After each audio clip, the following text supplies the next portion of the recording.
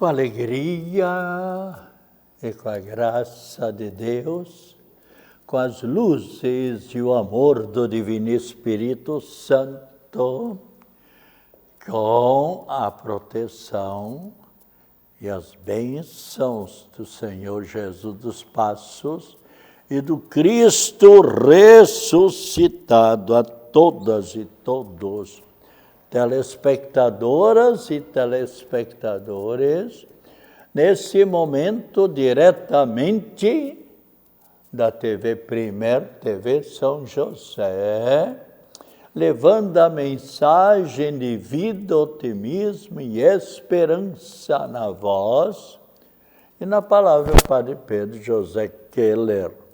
Notícias muitas vezes e oração, mensagem, enfim, às vezes até notícia de pessoas enfermas ou pessoas que deixaram nosso convívio e nos anteciparam desta vida para a eternidade. Mas a vida é assim. Uns partem desta vida para a eternidade mais cedo, deixando nosso convívio, e às vezes até repentinamente. Outros depois de sofrimentos, durante semanas, meses ou anos. Porque a nossa vida está sob o olhar, sob a proteção, está nas mãos de Deus.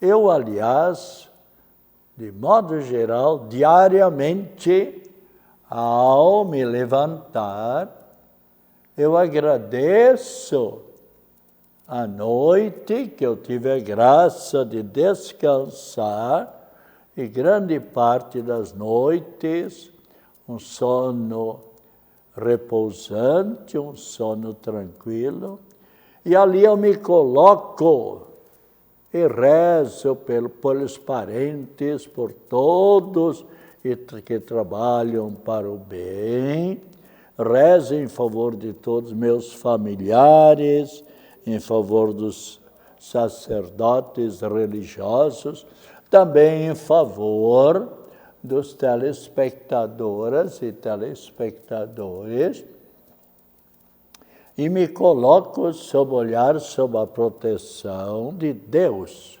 Aliás, todos nós deveríamos fazer isso num reconhecimento que a nossa vida está nas mãos de Deus.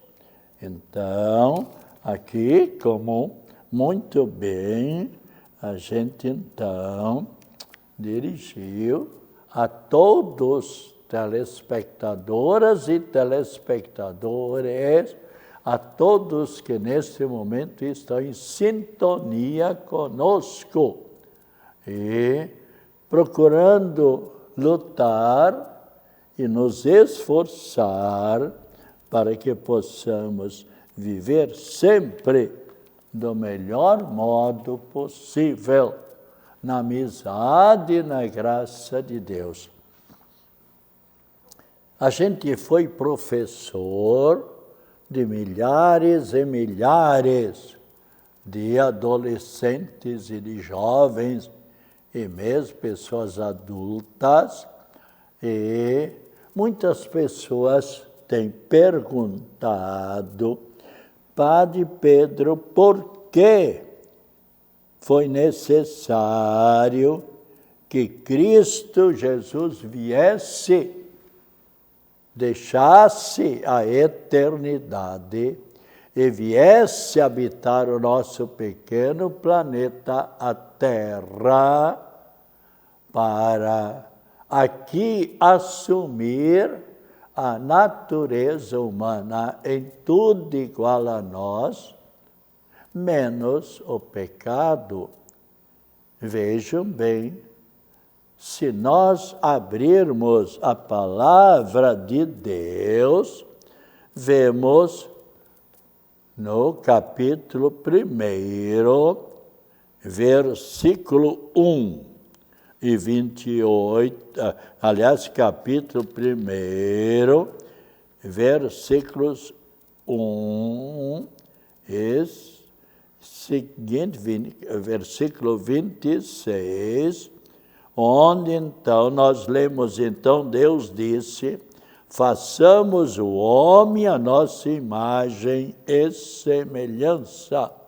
E no versículo 27, Deus criou o homem à sua imagem, criou a imagem de Deus, Deus os abençoou, frutificai, disse-lhe. Então, é a vontade de Deus que todas as pessoas, para se unirem na vida a dois, homem e mulher, que receba a aprovação e a bênção de Deus. Esse é um desejo de Deus, nosso Pai e Criador. Mas devemos, como Deus também assim o faz, respeitar a liberdade de todo ser humano.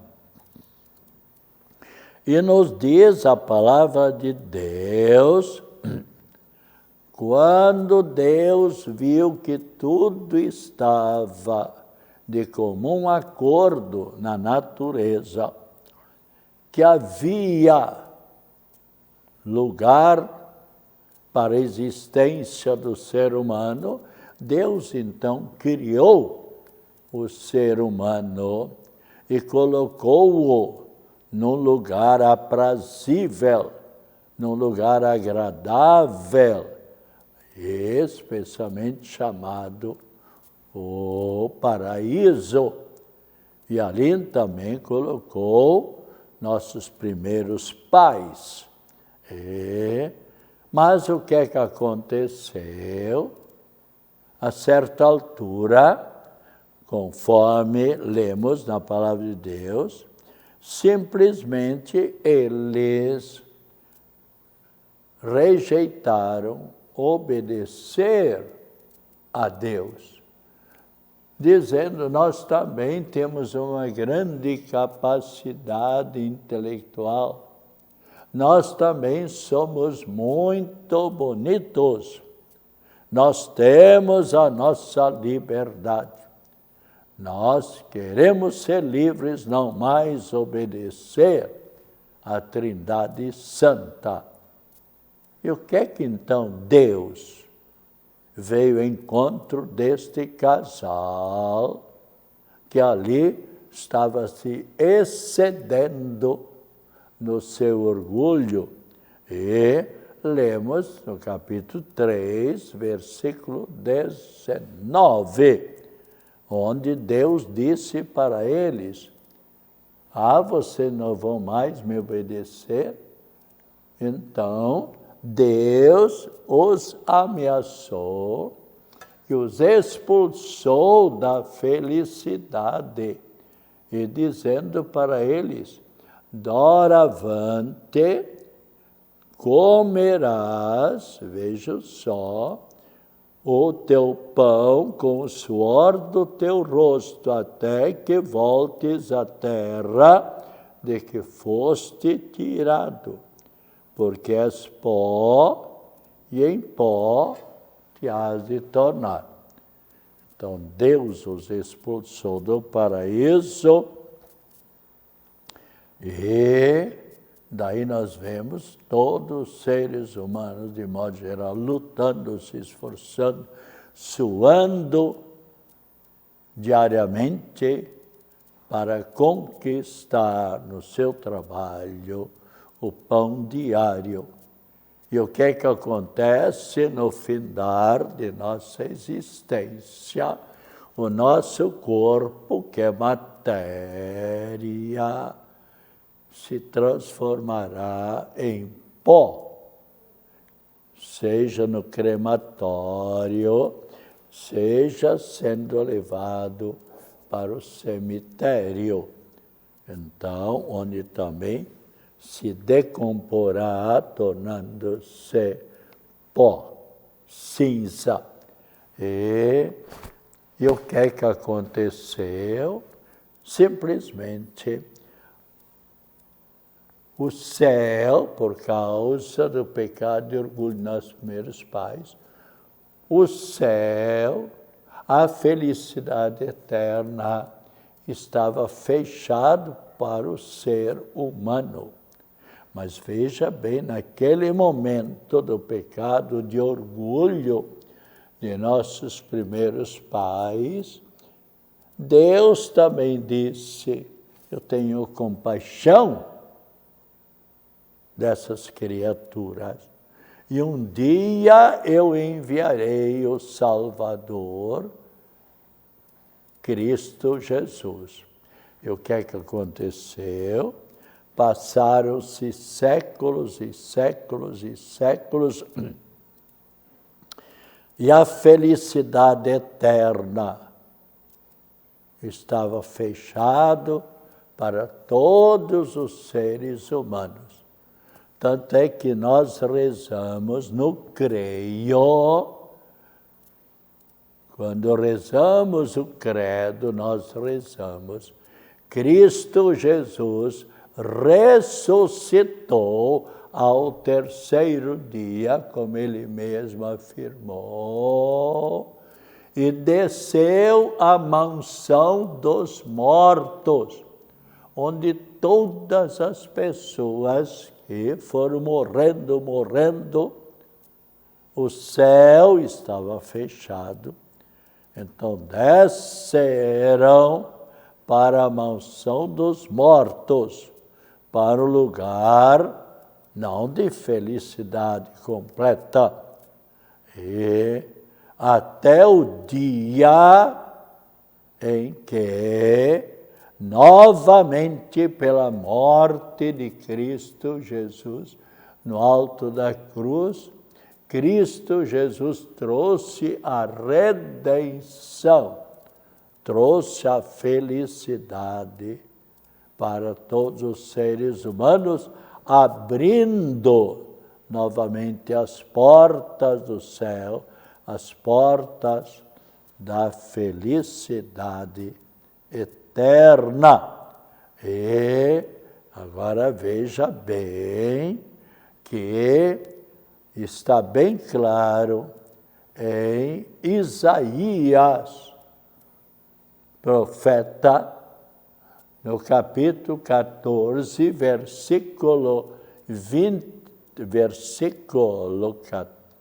capítulo 14, versículo 1, que nós podemos ler aqui. E por isso o próprio Senhor vos dará um sinal. No Isaías capítulo 7, versículo 14, onde diz: e uma virgem conceberá e dará à luz um filho, e o chamará Deus conosco. Ele será, e aí continua, mas então as pessoas sentindo a falta da felicidade eterna no decorrer dos séculos, começaram-se a voltar para Deus, rezando, e chuva, fazei descer o Salvador, o Redentor, que nós estamos esperando. E assim foram rezando, até que depois de séculos e séculos, aqui temos então a revelação, por meio do profeta Isaías, dizendo: por isso o próprio Senhor Jesus vos dará um sinal. Uma virgem conceberá e dará à luz um filho, e o chamará Deus conosco. E passaram-se mais séculos, até que nós, se nós abrirmos a Bíblia Sagrada, encontraremos em Gálatas, capítulo 4, versículo 4. Veja bem o que é que nós encontramos.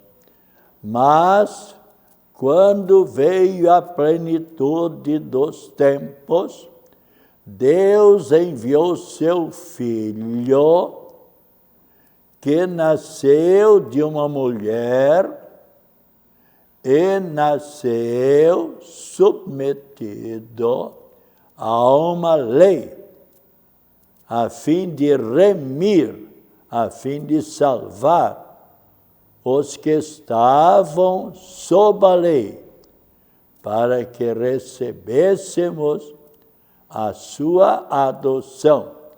A prova de que sois filhos é que Deus enviou aos vossos corações o Espírito de seu Filho, que clama, Abba, Pai.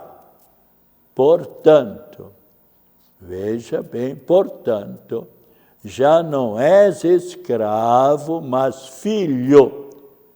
E se és filho, então também herdeiros por Deus. Então, vemos aqui, na plenitude dos tempos, Deus enviou o seu próprio Filho. E se nós abrirmos São Lucas, onde nos diz, encontramos, Deus enviou o arcanjo São Gabriel, e São Gabriel, convidando a uma jovem de nome Miriam, que quer dizer Maria, aquela que seria a mãe do Salvador, Cristo Jesus. Então, aqui, e claramente, nós então lemos em São Lucas, onde São Gabriel diz claramente: Ave, salve, cheia de graça, o Senhor Deus está contigo. E a convidou para ser a mãe do Salvador, Cristo Jesus. E quando ela descobriu que era esta a vontade de Deus, onde lemos exatamente em São Lucas, onde diz que também a tua parente, Isabel, também ela que era estéril, que não concebeu, agora já está no 6º mês, aquela que era estéril. E ainda em São Lucas, capítulo 1, versículo 37, a Deus nada é impossível. Então disse Maria: eis aqui a serva do Senhor, faça-se em mim segundo a tua vontade, ó Deus. E neste momento, então, com o consentimento, com o sim desta jovem Miriam, ela concebeu, com a graça do Espírito Santo, o Cristo Jesus no seu ventre. E ali, então, temos o Salvador Cristo Jesus em gestação, como acontece com qualquer criança, para que, depois de 9 meses, ela desse à luz ao menino Deus, quando ela, com São José, que era alguém, que foi alguém que, para ser o protetor de Nossa Senhora do Menino Deus, então fizeram uma viagem lá de Judá para Belém, numa distância de uns 200 e poucos quilômetros. Ela, naquele estado de gravidez, montado num burrinho, ou talvez andando também a pé, para chegar lá em Belém e lá não encontrar uma pousada, se aconchegou num estábulo junto com animais. E então, o Filho de Deus nasceu então na pobreza. Por quê? Ele podia, sem dúvida nenhuma, ter nascido num palácio real ou numa residência maravilhosa. Mas, de propósito, a vontade de Deus foi que ele nascesse na pobreza, para que todas as pessoas, os pobres e os ricos, se aproximassem sempre de Cristo Jesus, na simplicidade e na humildade. Então, jamais alguém pode dizer: eu não me aproximo de Cristo Jesus, porque ele não gosta dos pobres. De modo algum. Jesus sempre, quem lê a palavra de Deus, acolhe a todas as pessoas. E hoje, como sempre, os papas na Igreja Católica e também os sacerdotes, os religiosos e diáconos, e também os catequistas,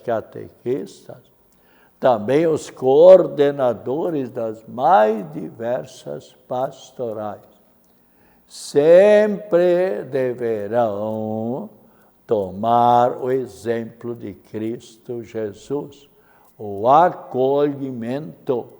E veja as palavras de Cristo Jesus: por maior que seja o pecador, se a pessoa se arrepender e se aproximar de Cristo Jesus, sem dúvida nenhuma, Cristo Jesus o acolherá.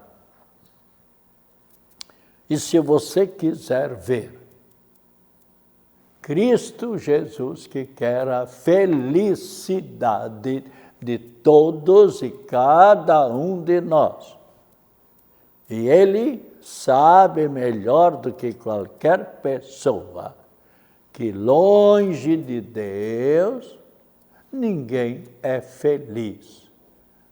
Mas o que é que Cristo Jesus diz? Se você, por exemplo, abrir a palavra de Deus em São Tiago, capítulo 4, versículo 4, o que é que você encontrará? São palavras de Cristo Jesus.